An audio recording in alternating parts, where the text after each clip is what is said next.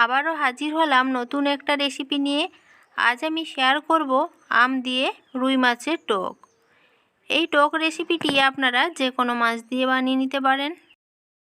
এখন আমের সিজন, কাঁচা আম দিয়ে মাছের টক খেতে কিন্তু দারুণ লাগবে। তো চলুন রেসিপিটি আমি শুরু করছি। এই রেসিপিটি বানানোর জন্য এখানে আমি 2 পিস মাছ আর একটা লেজের দিকটা নিয়েছি, পরিষ্কার জলে ধুয়ে রেখেছি। এবার আমি এখানে 1 চামচ হলুদ গুঁড়ো দিয়ে দিলাম, 1 চামচ লবণ দিয়ে দিলাম। এবার হলুদ লবণ দিয়ে ভালোভাবে মাছগুলোকে মেখে নেব। আমার মাখা হয়ে গেছে। এবার অন্যদিকে গ্যাসের চুলায় একটা কড়াই বসিয়ে দিয়েছি। কড়াইটা গরম হলে এখানে আমি সর্ষের তেল দিয়ে দিলাম 5 থেকে 6 চামচ। সর্ষের তেলটা গরম হলে খুন্তি দিয়ে চারপাশটা এইভাবে নাড়াচাড়া করে নিচ্ছি। তেলটাকে কিন্তু ভালোভাবে গরম করতে হবে। এবার আমি মাছের পিসগুলোকে ছেড়ে দিচ্ছি। মাছের পিসগুলো ছেড়ে দিয়েছি। এবার আমি উল্টে পাল্টে 2 পিঠটা ভালোভাবে ভেজে নেব। বেশি কড়া করে কিন্তু ভাজবো না, যেহেতু আমরা এখানে মাছের টক বানাবো, তাই বেশি কড়া করে ভাজার প্রয়োজন নেই। এইভাবে লো টু মিডিয়াম ফ্লেমে আমি ভেজে নিয়েছি।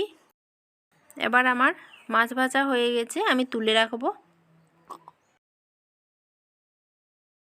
মাছগুলো ভাজা হয়ে গেছে। মাছগুলো তুলে নেওয়ার পরে এই একই তেলের মধ্যে আমি দিয়ে দিলাম অর্ধেকটা পেঁয়াজ কুচি, আর এখানে দিয়ে দেব 1/2 চামচ 5 ফোড়ন, আর 2টো আমকে খোসা ছাড়িয়ে পরিষ্কার জলে ধুয়ে টুকরো করে রেখেছিলাম, ওগুলো দিয়ে নাড়াচাড়া করে নিচ্ছি। হাই ফ্লেমে 2 মিনিট এইভাবে নাড়াচাড়া করে নিয়েছি। এবার সাদা সর্ষের সাথে 1/2 চামচ গোটা জিরে দিয়ে পেস্ট বানিয়ে রেখেছি, সেই পেস্টটা দিয়ে দিলাম। এবার কিছুক্ষণ নাড়াচাড়া করে নেব। এখানে দিয়ে দিলাম 1/2 চামচ হলুদ গুঁড়ো, 1 চামচ লবণ, 1/2 চামচ কাশ্মীরি লঙ্কার গুঁড়ো। এবার সব কিছুকে ভালোভাবে আমি নাড়াচাড়া করে নেব। হাই ফ্লেমে আমি 2 থেকে 3 মিনিট এইভাবে ভেজে নিচ্ছি,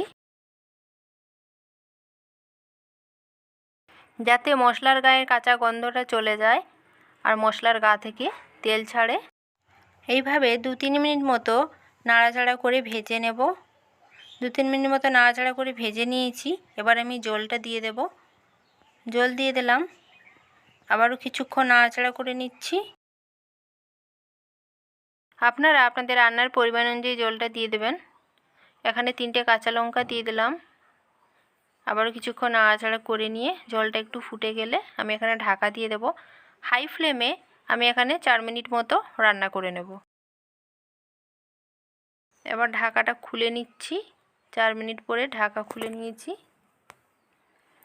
আরও কিছুক্ষণ নাড়াচাড়া করে নেব। এবার মাছের পিসগুলো আমি এখানে দিয়ে দিলাম। আবারও খুন্তি দিয়ে নাড়িয়ে চাড়িয়ে নেব, যাতে মশলাটা ভালোভাবে মাছগুলোর সঙ্গে মিশে যায়।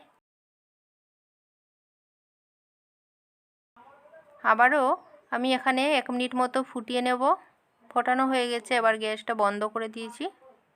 খাওয়ার জন্য পুরোপুরি তৈরি হয়ে গেছে। গরম গরম ভাতের সঙ্গে সার্ভ করতে পারেন। আমার মতো করে একবার আম আর মাছের টক বানিয়ে দেখবেন, খেতে কিন্তু দারুণ লাগে। আমার রেসিপিটি ভালো লাগলে আমার চ্যানেলটা সাবস্ক্রাইব করে পাশে থাকা বেল আইকনটা প্রেস করে রাখবেন, যাতে পরবর্তী নতুন নতুন ভিডিওর আপডেট সবার আগে আপনি পেয়ে যান। আর এই ভিডিওটা যদি ফেসবুক পেজে দেখেন তাহলে পেজটা ফলো করে রাখবেন, লাইক করবেন, কমেন্ট করে জানাবেন রেসিপিটি কেমন লাগলো, আর এই ভিডিওটা বন্ধুদের সঙ্গে শেয়ার করে দেবেন। আবারও আসছি নতুন একটা রেসিপি নিয়ে। সবাই ভালো থাকবেন, সুস্থ থাকবেন। ধন্যবাদ।